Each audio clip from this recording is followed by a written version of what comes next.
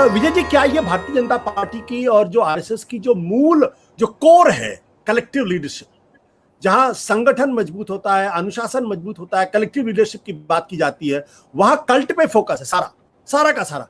अगर नरेंद्र मोदी कामयाब तो बीजेपी कामयाब, अगर नरेंद्र मोदी नाकामयाब तो बीजेपी की तबाही। ये बीजेपी अपने ही स्वभाव के विपरीत काम कर रही। आशुतोष जी, सबान ने जो बात की थी पार्टी को लेकर, प्रधानमंत्री को लेकर, वो जी विजय जी, अभी आप पुराने जमाने पर ही चल रहे हैं। पार्टी पुराने जमाने से आगे निकल गई है। ये कलेक्टिव लीडरशिप की बातें आप सभा की किताबें जब लिख रहे हो उसमें पढ़ते रहिए।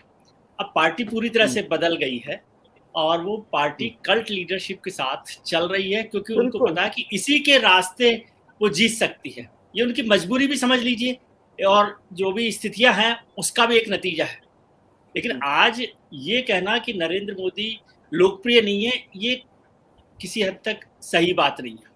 पॉपुलैरिटी गिरी है, पॉपुलैरिटी गिरती है, 7 साल 8 साल किसी सरकार में रहे हो। और ये जो 3 हफ्ते का जो कार्यक्रम है उसकी एक बड़ी वजह ये भी है कि उनके सरकार में रहने, सत्ता में रहने के 20 साल पूरे हो रहे हैं। 7 अक्टूबर 2001 को वो गुजरात में पहली बार मुख्यमंत्री बने थे, तब से अभी 7 अक्टूबर 2021 को 20 साल पूरे हो जाएंगे। इसलिए ये 3 हफ्ते का कार्यक्रम रखा गया। पहले ये कार्यक्रम नहीं होता था, ऐसा प्लान इस तरह से किया गया है उसको कि भाई 17 सितंबर को जब उनका जन्मदिन है तब से 7 अक्टूबर तक 20 साल जो पूरे हुए हैं उस पर काम हो रहा है।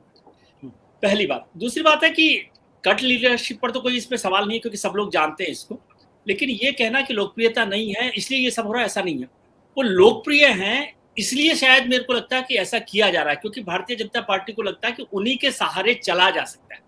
चाहे वो कितनी भी लोकप्रियता कम हो गई हो तो उसको कैसे सस्टेन किया जाए, उसको कैसे ज्यादा एनकैश किया जा सकता हो, इस पर ज्यादा फोकस है।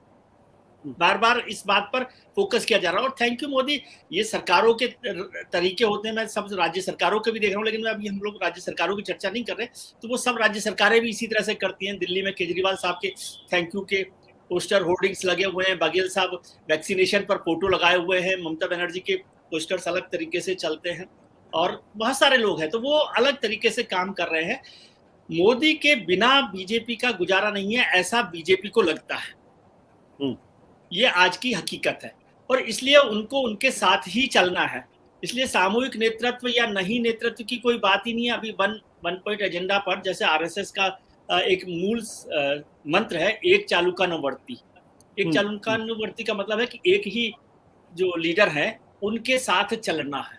संघ की विचारधारा में होगा, लेकिन वहां पर भी जो सरसंघ चालक जो कहते हैं, सरसंघ चालक ही वो है ब्रह्म वाक्य। तो वही भारतीय जनता पार्टी में हो रहा है लगातार। उत्तर प्रदेश के चुनाव हो रहे हैं तो ये जाहिर है कि पार्टी की चिंता भी है और उस पर फोकस करने के लिए एक बहाना भी है कि इस बहाने से रीएस्टेब्लिश किया जाए सारी चीजों को। जो योजनाएं हैं उन पर चर्चा की जाए, जो फेल्योर्स होते हैं उसके लिए तो चर्चा नहीं होगी। धन्यवाद तो करके ये बताया जा रहा है कि भाई सरकार क्या क्या कर रही है, क्या नहीं कर रही है। और उत्तर प्रदेश के चुनावों पर हमने पहले चर्चा की थी, तो पार्टी ने और आरएसएस ने अभी तक यही तय किया है कि योगी जी के फेस के साथ ही चुनाव लड़ा जाए। मोदी जी तो रहेंगे ही, मतलब बिना मोदी के भारतीय जनता पार्टी की या किसी कैंपेन की कल्पना ही करना आज की तारीख में मुमकिन नहीं है। मोदी है तो मुमकिन है वाली बात है। तो योगी जी के रहते हुए भी मोदी जी हैं, मोदी जी के रहते हुए भी योगी जी हैं, इसलिए चल रहा है। लेकिन ये कैंपेन अब उस लोकप्रियता को सस्टेन करने की एक्सरसाइज है। अब यदि विजय जी मेरा सवाल इस बात जो आपने कहा ना, एक चालक अनुवर्तित, जो आपने कहा कि फॉलो द लीडर, लेकिन आरएसएस में भी लंबी मंत्रणा, लंबे विमर्श के बाद ही कोई बात वहां सरसंघ चालक कहते हैं। आज की तारीख में कैबिनेट के बारे में ये नहीं कहा जा सकता है। कैबिनेट पॉलिसी फॉर्मुलेशन करने के लिए लंबी चर्चा करती है और उसके बाद प्राइम मिनिस्टर उसको आर्टिकुलेट करते हैं, बल्कि उसका उल्टा हो रहा है। प्रधानमंत्री जाके कह देते हैं, बाकी लोग उस पर सिग्नेचर कर रहे हैं। ये जो लीडरशिप है ये आरएसएस की कोर लीडरशिप प्रिंसिपल से बिल्कुल अलग है। तो ये बीजेपी को कहां लेके जाएगी, मेरा सवाल इस बात को लेकर ही है। या मैं मानता हूं कि ये नई बीजेपी है, पुरानी बीजेपी ने नई बीजेपी है। ऐसा होता था कि अटल बिहारी वाजपेयी चाहते थे कि नरेंद्र मोदी को हटाया जाए, लेकिन अटल बिहारी वाजपेयी नहीं हटा पाते थे और वो उनको मानना पड़ता था वो फैसला। आज की तारीख में संभव नहीं है। तो ये जो नई बीजेपी है, जो कल्ट है मोदी का, ये बीजेपी को कहां लेके जाएगा? इसका उल्टा जवाब है सर। ये कल्ट जो स्टाइल है, लीडरशिप है, ये बीजेपी को कहाँ ले जाएगी ये तो बाद में पता पड़ेगा।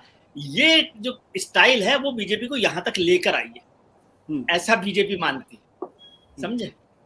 ये जो स्टाइल ऑफ वर्किंग है कल्ट लीडरशिप का या प्रधानमंत्री को सबसे ऊपर करने का या फेस बनाने का, वो बीजेपी को आज यहाँ तक लेकर आई है। ये सब लोगों का या ज्यादातर लोगों का मानना है, समझे। अब कहाँ लेकर जाएगी वो तो अगला चरण है। ये पहला चरण ये है कि जहां थी वाजपेयी जी के वक्त में या 20% वोट पर, 25% वोट पर, 180 सीटों पर, वहां से 303 सीटों पर इस कल्ट लीडरशिप की वजह से आई है।